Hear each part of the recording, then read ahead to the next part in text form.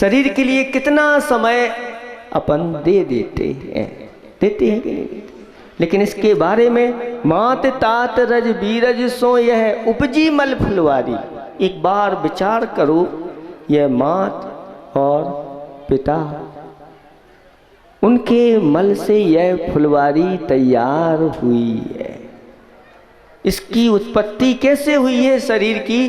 तो मल से ही इसकी उत्पत्ति हुई है, उसके अंदर मल ही भरा हुआ है।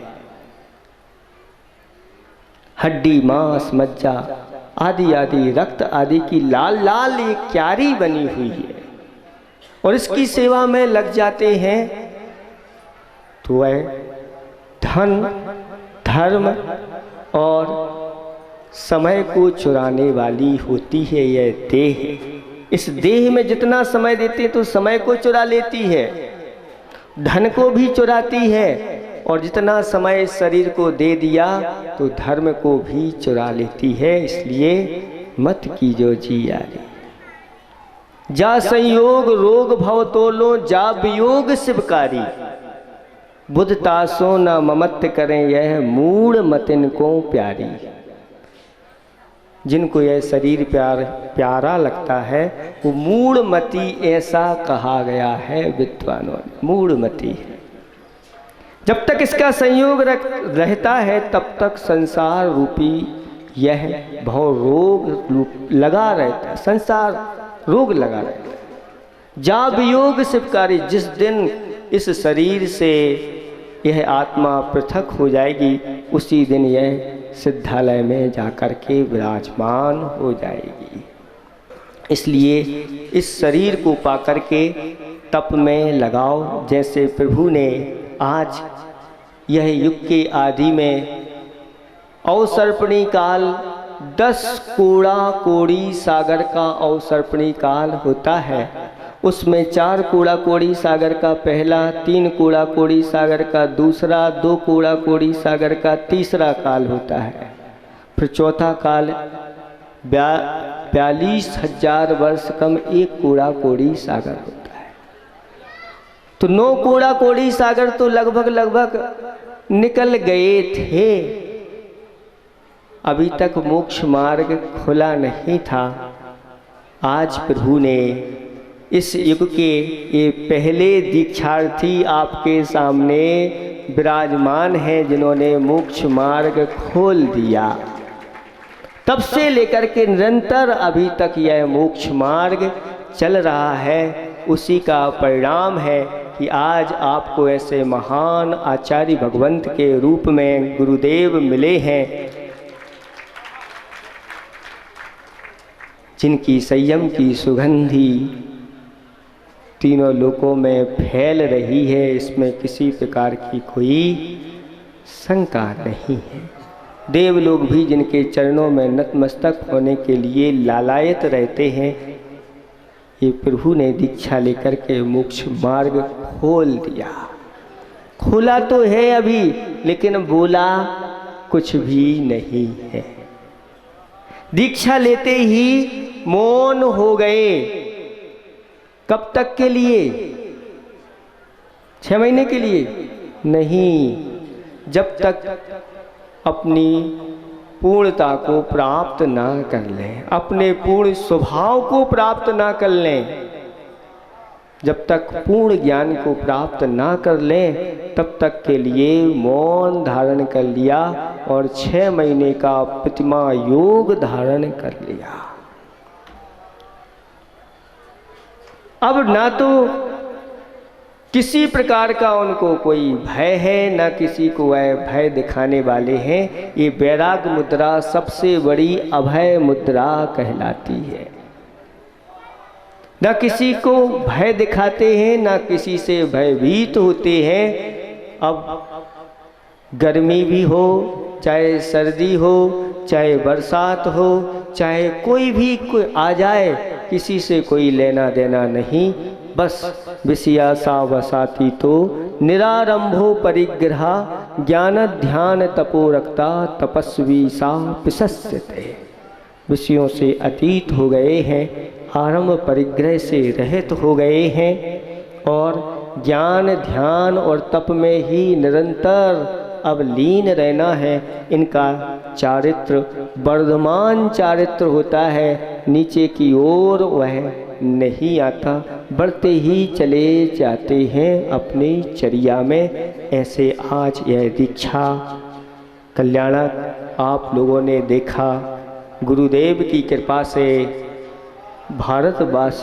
वासियों के लिए निरंतर ऐसे पंच कल्याणक प्रतिवर्ष देखने को मिलते हैं और ऐसी दीक्षाएं पंच कल्याणक की दीक्षाएं होती हैं और समय समय पर साक्षात दिगंबरी दीक्षा भी गुरुदेव दिखा देते हैं। और स्वयं जब दीक्षा देते हैं तो उस समय कहते हैं नमो दिगंबराय।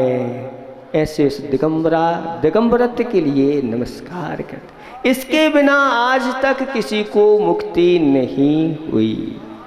घर में रहे, इतने वर्षों तक घर में रहे, शुद्धोपयोग का लेस मात्र भी वहाँ पर नाम नहीं है। गृहस्थ जीवन में मात्र दो ही उपयोग होते हैं, एक अशुभ उपयोग और दूसरा शुभ उपयोग। अगर शुद्ध उपयोग का आनंद लेना है तो यथाजात मुद्रा धारण करना परम आवश्यक है। इसके बिना चाहे तीर्थंकर ही क्यों ना हो, तीर्थंकर नाम कर्म लेकर के आए हैं, फिर भी उनके लिए ये सब कुछ त्याग करना पड़ा। 5 पापों का पूर्ण रूप से त्याग करके सामायिक चारित्र में लीन हो गए प्रभु। भावना इस प्रकार की बार बार भाव, उस समय क्या दृश्य हुआ होगा आप स्वयं समझ सकते हैं।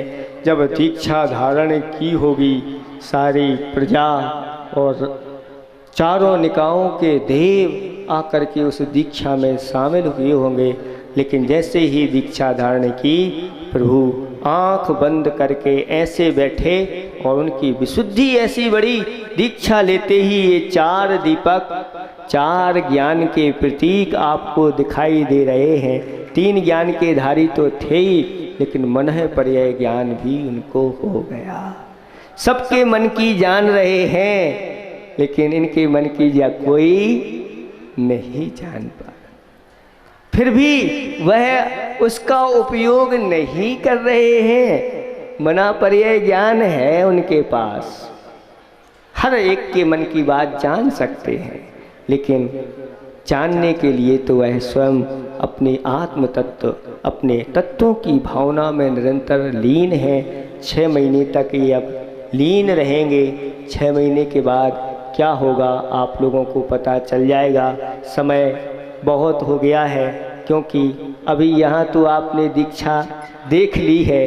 अभी जिनालय में विराजमान जो मूल नायक हैं श्री शांतिनाथ भगवान और ऊपर श्री पाशनाथ भगवान विराजमान हैं, उनकी भी भव्य दीक्षा आप लोगों को देखने मिल सकती है। आप लोग चाहें तो उसका भी आप लाभ उठा सकते हैं।